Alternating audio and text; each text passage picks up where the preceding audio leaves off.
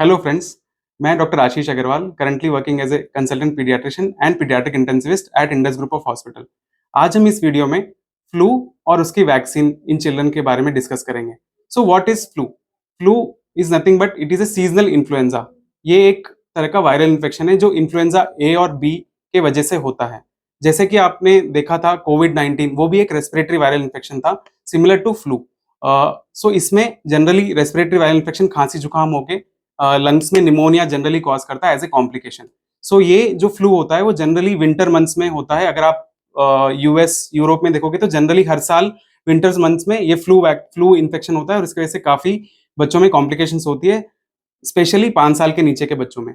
अगर हम इंडिया में देखें तो ये जो फ्लू इन्फेक्शन है वो मानसून में भी होता है और विंटर्स में भी होता है। Generally northern part of India में ये विंटर्स में होता है, अदर पार्ट्स ऑफ इंडिया में, सदर्न इंडिया में, मिडिल पार्ट ऑफ इंडिया में ये जनरली मानसून सीजन में होता है।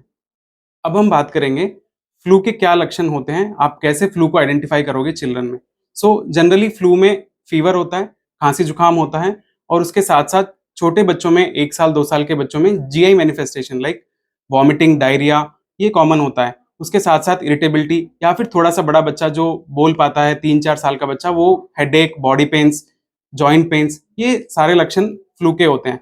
इन फ्लू में कुछ बच्चों को माइल्ड सिम्टम्स होके रह जाते हैं, जैसे कि सिंपल खांसी जुकाम जो 1 हफ्ता चलता है, या फिर ये कॉम्प्लिकेशन हो सकता है जिसकी वजह से सांस में दिक्कत हो गई और वो कॉम्प्लिकेट होके निमोनिया और वेंटिलेटर रिक्वायरमेंट्स भी हो सकता है।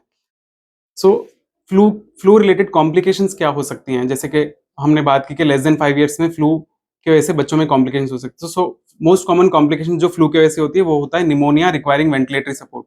तो the most common complication, other complication जो हो सकती है ब्रेन फीवर, एनकेफ्लाइटिस, जिसमें बच्चे को सीजर्स हों और बेहोश हो जाए बच्चा, so that is encephalitis due to flu.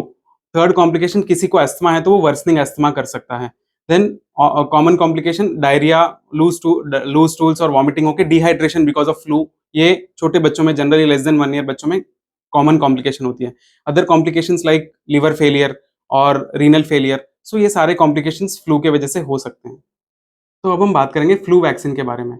So flu vaccine एक इफेक्टिव वैक्सीन है इन्फ्लुएंजा के लिए। जैसे कि हमने डिस्कस किया था, इन्फ्लुएंजा ए और बी दो इन्फ्लुएंजा के स्ट्रेन्स हैं। ये वैक्सीन दोनों स्ट्रेन्स के लिए इफेक्टिव वैक्सीन है। सो अगर आप देखें American Academy of Pediatrics, Indian Academy of Pediatrics, Center for Disease Control CDC, these are all बड़े organisations, big organisations which recommend that every child who is more than 6 months of age and less than 5 years of age should receive flu vaccine every year. So हर साल आपको आपके बच्चे को flu vaccine लगवानी चाहिए। कब लगवानी है? Generally ideal time to vaccinate is around the monsoon season. So अगर हम देखें नॉर्थ में तो ये कॉमनली विंटर्स में होता है। तो जैसे विंटर शुरू हुई दिसंबर से मार्च तक, उसके 2 महीने पहले आप अपने बच्चे को फ्लू की वैक्सीन जरूर लगवाना चाहिए। सो इन्फ्लुएंजा वैक्सीन एक सेफ एंड इफेक्टिव टूल है to fight against complications of influenza in children. So working as a paediatrician 10 साल से जो हमने पीजीआई में देखा है बच्चों में और रिसर्च भी किया है, उसमें हमने ये पाया कि जितने भी इन्फ्लुएंजा रिलेटेड डेथ्स हुई है बच्चों में, उनमें से कोई भी बच्चा इन्फ्लुएंजा के अगेंस्ट वैक्सीनेटेड नहीं था। So it means that influenza vaccine prevents complications and further risk of death in children less than 5 years of age. So I recommend सारे बच्चों को जो लेस देन 5 ईयर्स है, आप अपने पीडियाट्रिशियन को कंसल्ट करें और हर साल अपने बच्चे को इन्फ्लुएंजा वैक्सीन लगवाएं।